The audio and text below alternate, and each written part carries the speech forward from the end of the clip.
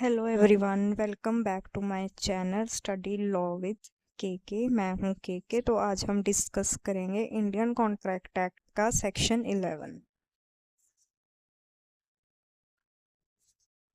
Section 11 of Indian Contract Act deals with who are competent to enter into a contract। तो इस section में हमें पता चलता है कि कौन कौन से व्यक्ति हैं जो कि एक कॉन्ट्रैक्ट करने के लिए कॉम्पिटेंट हैं। पहले तो जैसे मैंने आपको पिछली क्लास में पढ़ाया था, थोड़ा सा कॉन्ट्रैक्ट के बारे में जान लेते हैं। कॉन्ट्रैक्ट क्या होता है? जब एक प्रॉमिस एक्सेप्ट होता है, उसमें कंसिडरेशन होती है plus enforceable by law becomes a contract। अब इस कॉन्ट्रैक्ट में दो पार्टीज होती हैं, एक जो प्रपोजल भेजती है, दूसरी जो प्रपोजल को एक्सेप्ट करती है। तो सेक्शन 11 हमें बताता है कि कौन कौन से वो लोग हैं जो एक कॉन्ट्रैक्ट में एंटर कर सकते हैं, कौन कौन लीगली एक कॉन्ट्रैक्ट को कर सकते हैं। तो पढ़ते हैं इसकी बेयर लैंग्वेज। तो सेक्शन 11 कहता है every person is competent to contract. ये कहता है कि हर व्यक्ति कॉम्पिटेंट है कॉन्ट्रैक्ट करने के लिए। यहाँ पर्सन में आ जाएगा तुम्हारा नेचुरल पर्सन और आर्टिफिशियल पर्सन।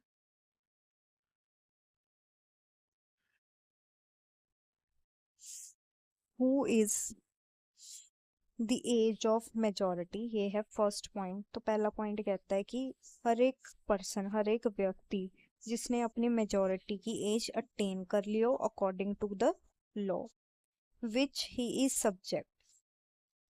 दूसरा है who is of sound mind, जो व्यक्ति साउंड माइंड का हो।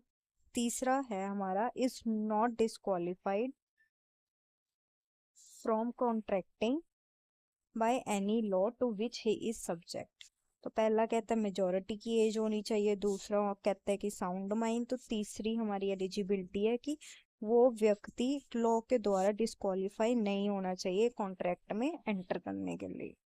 अब इसको डिटेल में पढ़ते हैं हम।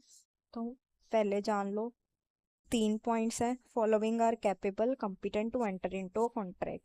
फर्स्ट है person who attain the age of majority, that is 18 years. दूसरा is of sound mind, sound mind मतलब वो कैपेबल होना चाहिए डिसीजंस लेने के लिए। तीसरा है are not disqualified by the law to enter into a contract, law के द्वारा उसको डिस्क्वालीफाई नहीं किया गया है कॉन्ट्रैक्ट में एंटर करने के लिए। पहला पॉइंट है age of majority. Those people who have attained the age of majority as per the Indian Majority Act 1875 are capable of entering into a contract. As a general rule, the age of majority is 18 years। तो ये क्या कह रहा है कि Indian majority act के according जिन लोगों को मेजर माना गया है, मतलब जिन लोगों ने 18 साल की एज को अटेन किया गया है, वो कैपेबल है एक कॉन्ट्रैक्ट में एंटर करने के लिए। Therefore, a person who has completed the age of 18 years is capable of entering into a contract। अब ये एज क्राइटेरिया हमें क्यों दिया गया है? ये माइनर के बोनाफाइडी इंटरेस्ट के लिए दिया गया है ताकि हम माइनर को प्रोटेक्ट कर सकें। तो ये माना जाता है कि एक जो माइनर है, माइनर मतलब जो व्यक्ति 18 साल से कम है, लेस देन एज ऑफ 18 है, वो कैपेबल नहीं होता है एक रैशनल डिसीजन लेने के लिए, कॉन्ट्रैक्ट के टर्म्स एंड कंडीशन को समझने के लिए और उसके कॉन्सिक्वेंसेस को झेलने के लिए। तो माइनर के इंटरेस्ट को प्रोटेक्ट करने के लिए हमने माइनर को डिबार किया हुआ है कॉन्ट्रैक्ट करने से। जो व्यक्ति एज ऑफ मेजोरिटी अटेन कर लेता है, सिर्फ वही एक कॉन्ट्रैक्ट में एंटर कर सकता है। तो अभी भी हम इस पॉइंट को एक जजमेंट के थ्रू डिस्कस करेंगे। ये इम्पोर्टेंट जजमेंट है आपके सारे कॉम्पिटिटिव एग्जाम्स के लिए और आपके रेगुलर एग्जाम्स के लिए भी। तो ये जजमेंट है धर्मोदास घोष वर्सेस मोहिरी बीबी 1903 की। तो इस केस में होता क्या है? In this case Dharmodar is a minor, Dharmodas एक माइनर है। Mortgage his property to secure a loan for a certain amount. अपनी प्रॉपर्टी को मॉर्गेज कर देता है लोन लेने के लिए from a money lender. When the money lender tried to execute the contract, the minor tried to revoke the mortgage by stating that he was minor when he mortgaged the property and therefore the contract is void. The Privy Council held that a minor contract is void ab initio and therefore the mortgage cannot be executed legally. तो इस case में होता है क्या, एक minor जाता है अपनी प्रॉपर्टी को मॉर्गेज करके लोन सिक्योर करने के लिए, लेकिन जब जो मनी लेंडर है वो उस कॉन्ट्रैक्ट को एग्जीक्यूट करवाने जाता है तो वो माइनर बोलता है कि मैं तो माइनर था, मैं तो कॉन्ट्रैक्ट कर ही नहीं सकता, ये कॉन्ट्रैक्ट वॉइड है.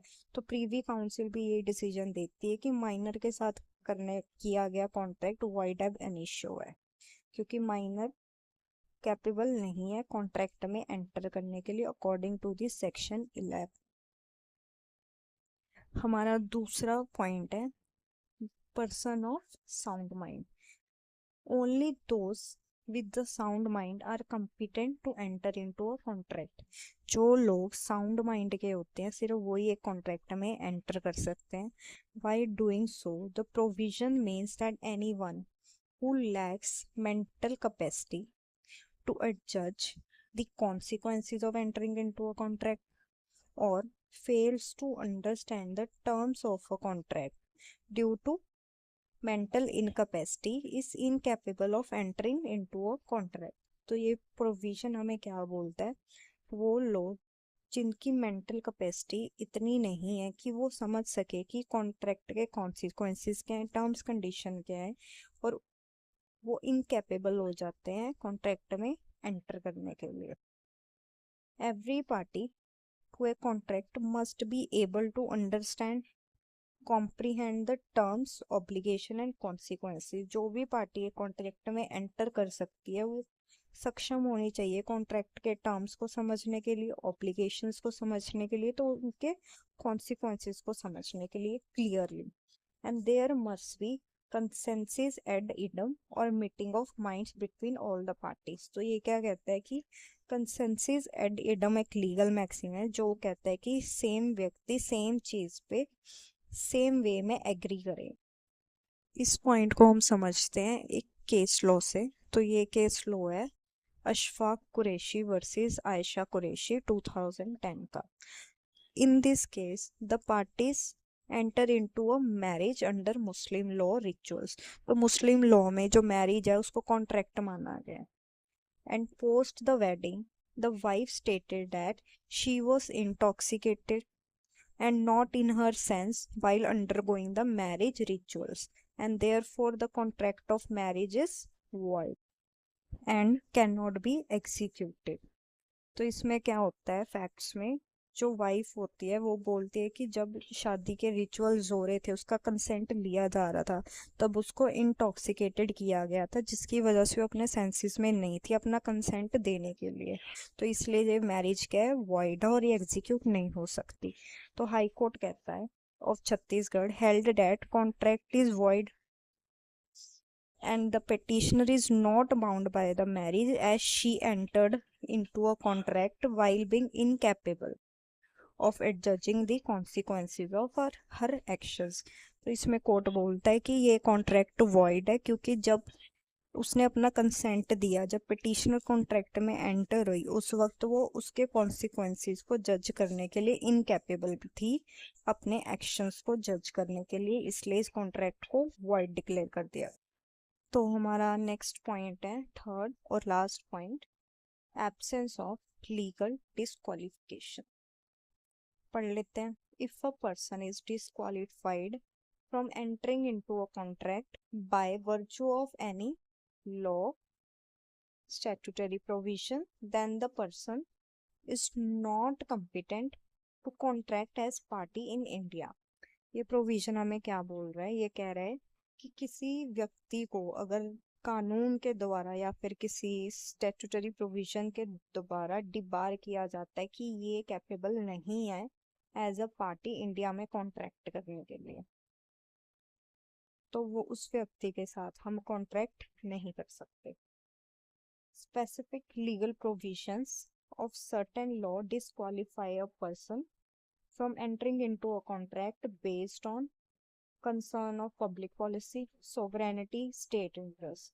ऐसा क्यों किया जाता है, ऐसा प्रोविजन क्यों बनाया जाता है कि किसी व्यक्ति को हम इनकेपेबल डिक्लेयर कर दे कॉन्ट्रैक्ट करने के लिए? उस किस बेसिस पे बनाते हैं इसको? पब्लिक पॉलिसी को ध्यान में रखते हुए, सोवरेनिटी और स्टेट के इंटरेस्ट। अब इसको एक एग्जांपल से समझते हैं। For an example, individual from foreign country in war or conflict with India is incapacitated from entering into a contract in India by law। अब मान लो भारत की किसी के साथ लड़ाई लग जाती है, किसी कंट्री के साथ, मान लो पाकिस्तान, चाइना, किसी के भी साथ, तो अगर उस कंट्री का कोई भी इंडिविजुअल हमारी कंट्री में रह रहा है उस टाइम पे, तो उसको हम एलियन एनिमी डिक्लेयर कर देते हैं। ये टर्म याद रखना, ये बहुत बार आती है, एलियन एनिमी। तो ये पर्सन क्या है, लीगली डिस्क्वालीफाई होता है कॉन्ट्रैक्ट करने के लिए। हम ऐसे व्यक्ति के साथ कॉन्ट्रैक्ट नहीं एंटर कर सकते। इसके अलावा अगर कोई पर्सन कन्विक्टेड है बाय लॉ, तो उसके साथ भी कॉन्ट्रैक्ट। अब इसको हम एक केस लॉ से समझते हैं। केस है हमारा वुड्रिक वर्सेस डेविड, 1916 का केस है।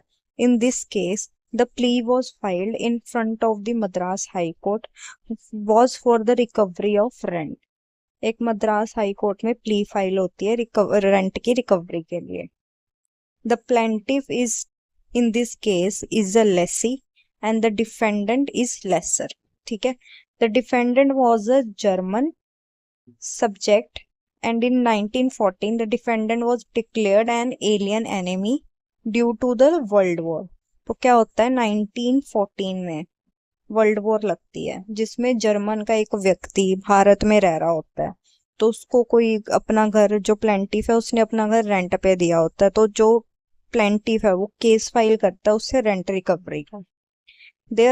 Therefore the court held that the lease was granted by and convenient to pay rent entered into with an alien enemy and the convenient was therefore void and unenforceable. तो इसमें court क्या कहती है कि जो आपने contract किया एक एलियन एनिमी के साथ किया है, तो इसलिए ये कॉन्ट्रैक्ट क्या है, void and unenforceable by the law. Thank you guys, thanks for watching. अगर आपको ये लेक्चर अच्छा लगा तो kindly subscribe and like the video.